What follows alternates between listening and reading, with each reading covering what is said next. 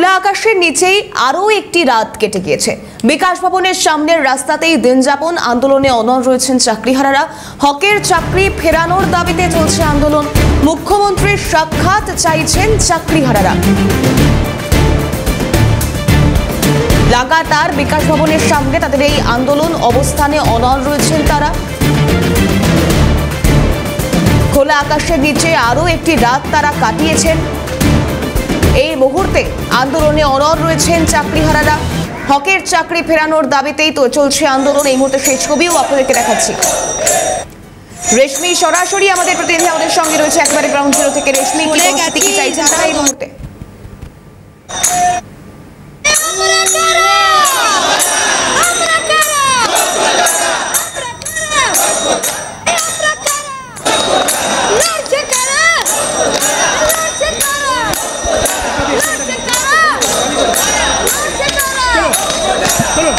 দেখো, চাকরিহারা যারা শিক্ষক শিক্ষিকারা রয়েছেন তারা 11 দিন ধরে এইখানে অবস্থান বিক্ষোভ করছেন, অর্থাৎ বিকাশ ভবনের সামনে তারা ধর্ণা দিচ্ছেন তাদের একাধিক দাবি দাবা নিয়ে। ইতিমধ্যে তাদের যে দাবি, এসএসসিকে মিরর ইমেজ প্রকাশ করতে হবে এবং তাদের যে চাকরি, সেই চাকরিতে তাদেরকে যেই তারা জায়গা ছিলেন সেই পদেই পুনর্বহাল করতে হবে। আর তার দাবি নিয়েই আজকে তাদের এই প্রতিবাদ বিক্ষোভ চলছে। গত পরশুদিন বিকাশ ভবন চত্বর উত্তপ্ত হয় দফায় দফায়। এরপর লাগাতার আন্দোলনে চাকরিহারা শিক্ষকেরা এবং তাদের সঙ্গে কথা বলার আজকে কি কি দাবি নিয়ে আজকে এই রাজপথে নামা, কি দাবি নিয়ে তোমার জবাব চাই, জবাব দাও। কি দাবি নিয়ে আজকে রাজপথে ফিরেছে? আমাদের দাবি হচ্ছে এই যে আমরা যোগ্য শিক্ষক শিক্ষিকা শিক্ষাকর্মী রাজ্য সরকারের এই চোরের রানীর দুর্নীতির দায়ে আজকে আমাদের রাস্তায় পথের ভিখারি বিড়াল কুকুরের ন্যায় আমাদেরকে পথে বসিয়ে রেখেছে। উনি যত তাড়াতাড়ির মধ্যে আমাদের চাকরিতে পুনর্বহাল না করবে, আমরা বলছি উনি রাজনীতির ঊর্ধ্বে উঠে এসে সমস্ত রাজনৈতিক দলের কোথায় যাচ্ছে আমরা সামনে পথ পরিক্রমা করবো, পথ পরিক্রমায় যাচ্ছি। আমার লোকদেরকে জানিয়ে দিতে চাই যে আপনারা যোগ্য শিক্ষক, আমাদের পরিস্থিতিটা দেখুন। তাই আমি আপনাদের কি কর্মসূচি রয়েছে? মূলত পড়ুয়ারা যে আসবে এখানে কি কর্মসূচি? এখানে যারা পড়ুয়ারা আসবে তাদেরকে আমরা পড়াশোনা করাবো। আমাদের একটা নৈতিক দায়িত্ব কর্তব্য, আমরা যোগ্য শিক্ষক হিসাবে আমাদের সোশ্যাল ওয়ার্ক সমাজসেবা করতে হবে, শিক্ষা বাঁচাতে হবে। আগামী দিনের ভবিষ্যৎ শিক্ষার প্রজন্মকে বাঁচানোর জন্য আমরা এই আজকের ব্যবস্থা নিয়েছি। দেখা যাচ্ছে যারা চাকরিহারা শিক্ষকরা রয়েছেন তারা করতাল বাজিয়েও প্রতিবাদ জানাচ্ছেন। আপনারা এখানে করতাল বাজিয়ে প্রতিবাদ জানাচ্ছেন, পাশাপাশি একাধিক আপনারা দাবি রেখেছেন। ইতিমধ্যে গতকাল পুলিশের তরফ থেকে বলা হয়েছে 9 জন পুলিশ এবং পুলিশ কর্মী আহত হয়েছে। আপনাদের কত সংখ্যক আহত হয়েছে চাকরিহারা?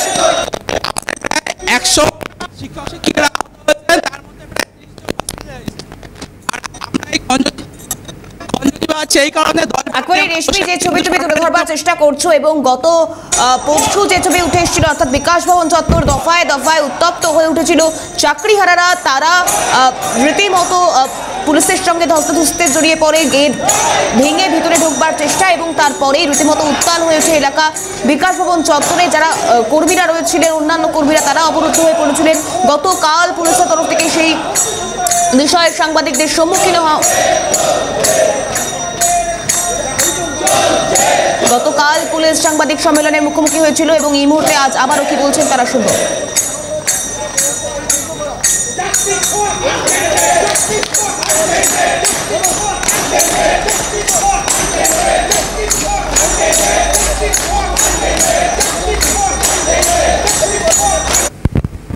লোক এদের সঙ্গে এদের সাপোর্ট করছে, তার কারণ এদের যে প্রতিবাদ সেটা ন্যায্য। আমরা বলতে চাইছি যে এদের চাকরির প্রয়োজন আছে, এদেরকে অবিলম্বে চাকরিতে বহাল। যে ছবি দেখাবো যে আইএনটিইউসি সেবাদারের তরফ থেকে একজন প্রতীকী রবীন্দ্রনাথ ঠাকুর সেজেছেন, তার হাতে রয়েছে গীতাঞ্জলি এবং হাতে তারা গোলাপ ফুল নিয়ে চাকরিহারা শিক্ষকদের পাশে এসে দাঁড়াতে চেয়েছেন। এবং সেই প্ল্যাকার্ড গোপাল তোমাকে সরাসরি দেখাচ্ছে, যেখানে লেখা রয়েছে অন্যায় যে করে আর অন্যায় যে সহে তব ঘৃণা তারে যেন তৃণ সমদহে। এবং যারা রয়েছেন তাদের সঙ্গে কথা বলবো। আজকে গোলাপ ফুল নিয়ে আজকে এখানে আসার কারণ কি? গোলাপ ফুল হলো শান্তির বার্তা, বৈত্রীর বার্তা। আজকে শিক্ষা ধুলোয় লুটোচ্ছে। হচ্ছে, সেইখানে দুর্নীতি আজকে উড়ন্ত পাখির মতন ঘুরে বেড়াচ্ছে। সেই জন্য বাংলা সংস্কৃতির পীঠস্থান, বাংলা শিক্ষার ভূমি, সেই বাংলাতে আজকে শিক্ষকরা এখানে রাস্তায় উঠে আছে, সেইখানে ধিক্কারে জানে তাদের শান্তি দেখাতে যাচ্ছে। আজকে কি কারণে এখানে আমাদের কেন এরকম ধরনের জিনিসটা হচ্ছে, যার জন্য আমরা এটা পথে নেমেছি, এই যাতে এই জিনিসটা না হয়, সেই জন্য নাগরিক সমাজ চাই আমরা। আপনি কি বার্তা নিয়ে এসেছেন? আমি ওদের পাশে আছি, ওদের পাশে থেকেই আমি বার্তা দিতে চাই যে ওরা যেন জয় হয়।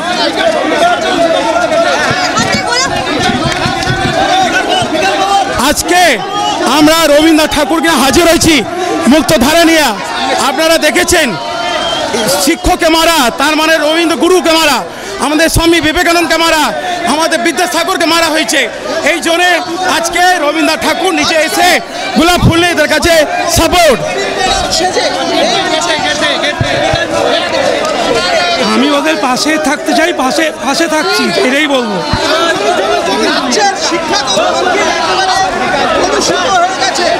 সেটা জানি না, তবে আমি ওদের পাশে আছি, আমি এটুকু বলতে পারি, ওদের আমি পাশে আছি।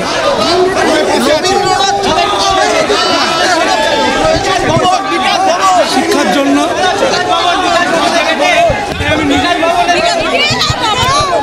ঠাকুর সেজে একজন এসেছেন, অর্থাৎ INTUC সেবা দলের পক্ষ থেকে একজন প্রতীকীভাবে রবীন্দ্রনাথ ঠাকুর সেজে এসেছেন চাকরিহারাদের পাশে থাকার বার্তা দিতে।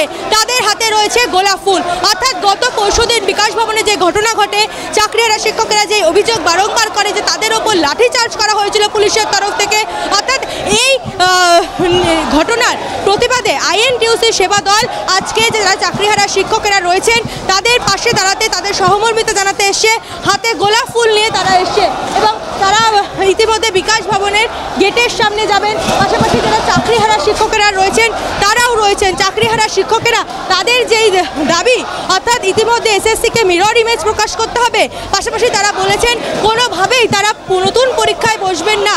কারণ হিসেবে তারা জানিয়েছেন এর আগে তারা পরীক্ষা দিয়েছেন এবং যোগ্যতার সঙ্গে সেই পরীক্ষায় উত্তীর্ণ হয়েছেন, ফলে নতুন করে পরীক্ষায় বসার কোনো প্রশ্নই নেই, জানিয়েছেন চাকরিহারা শিক্ষকেরা।